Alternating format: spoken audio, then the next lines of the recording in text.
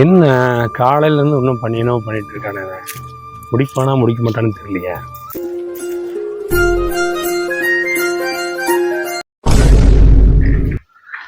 என்ன பண்ணா ஒரு மாதிரி உழுகுற மாதிரி இருக்கானே.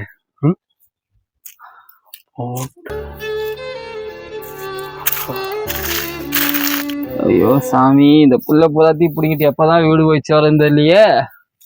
ஐயோ, இந்த கண்ணையில வேற காணா, எங்க போனான்னு தெரியலையே. என்ன சென்னைப்பா? ஒரே இங்கதான் இருக்கியா நீ?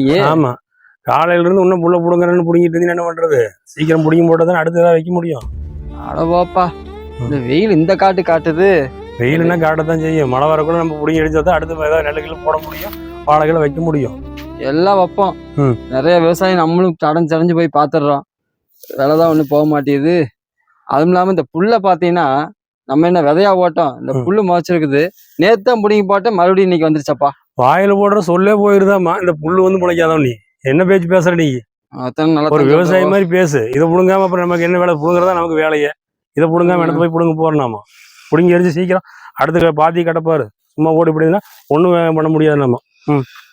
பேச்சு பேசுற பாரு பேச்சு. ஆமையா, இதை மட்டும் அக்கனையா பேசியா. சாயந்தரம் வடை மட்டும் வாங்கி கொடுத்துடாத. வடை என்ன, உனக்கு போண்டாவே வாங்கி தரேன். இந்த அறுவடை முடிக்கட்டும், சரியா? சரி பாப்போம். உளுந்துடாத, தண்ணி கஞ்சி கொஞ்சம் போய் குடிச்சிட்டு வாப்போ. நீதான் போனையே, தண்ணி குடிச்சிட்டு வந்துக்கலாம்ல. தண்ணி வாட்டர் கேன்லாம் குடிக்கக்கூடாது சாமி. நம்ம ஏற்கனவே விவசாய பயிர் கட்டிட்டு இருக்குது பிளாஸ்டிக்னால. உன்னை அது ஒன்று தான் நமக்கு ஒன்று குறை. உன்னை வாட்டர் கேனை கொண்டு வந்து நான் இங்கே வச்சு குடிச்சிட்டு இருக்கிறேன். நான் வீட்டுக்கு போய் சொம்புல தண்ணி வந்து குடிச்சிங்கன்னா தான் தாகம் அடங்கு. இந்த வெயிலுக்கு அடிக்கிற அடி வெயில், சாதாரண வெயில் அடிக்குது. இன்னைக்கு எல்லா மரத்தையும் வெட்டி போட்டானுங்க, நாரி கிடக்குது எல்லாம். கண்டிப்பாப்பா, அது என்னமோ உண்மைதான். நம்மளால செடியை பிடிங்கிட்டு இருக்கோம், அங்கங்க மரத்தையே பிடிங்கிட்டு இருக்காங்க, அறக்கணுங்க. ஆமா, குழந்தைகளுக்கெல்லாம் நம்ம குழந்தைகளுக்கெல்லாம் உனக்கு என்ன பண்ண போதா? நாமே இந்த சீரழிகிறோம். உனக்கு நல்ல சோறு கிடைக்காது. நீங்க குழந்தைகளுக்கு பாவம். இன்னைக்கு சோற விடியா, நல்ல காத்து கிடைக்குதான்னு பாரு. மரத்தை பிடிங்கிட்டு எங்க போய் நல்ல காத்து கிடைக்கும்? மரத்தை பிடிங்கினா பணம் கிடைக்கிறதா நினைக்கிறானுங்க. இதான் உலகமா இருக்குது. என்ன பண்றது? அவனுக்கு தான் இன்னைக்கு வாழ்க்கை. நம்ம வந்து ஒவ்வொன்றா கத்திரிக்காய் வெங்காயத்தை போட்டு எடுக்கிறக்குள்ள நம்ம வர்ற பாடு நாய்படாத பாடுதான். அவனு என்ன பண்ண முடியாது? யோசிக்க வேண்டாம். உன்னோட குழந்தை குட்டியை காப்பாற்றோன்னா நீ இதெல்லாம் எடுத்தாகணும். ஒரு முடிஞ்சா பாரு, இல்லைன்னா 2 ஆளை கூட்டிட்டு வந்து ஏதாவது பண்ணு. அன்னைக்குலாம் விடு, பாத்துக்கலாம் விடு. நம்ம தோட்டம் ஆகி போச்சு, அப்புறம் நம்ம தானே பார்க்கணும். ஆமா, நம்ம பார்க்கலன்னா விவசாயம் பார்க்கறதுக்கு ஆள் இல்லை இன்னைக்கு. அதுதான் உண்மை. பாத்துக்கலாம் விடு.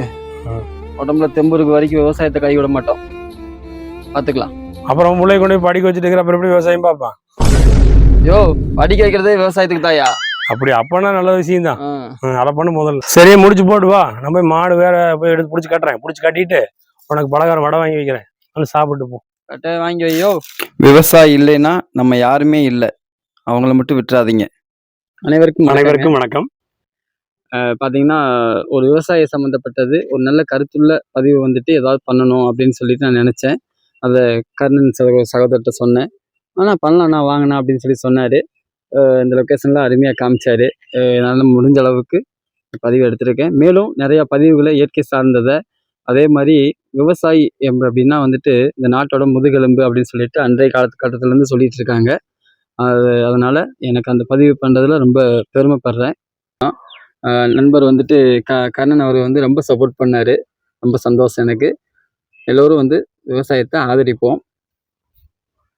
அனைவருக்கும் வணக்கங்க.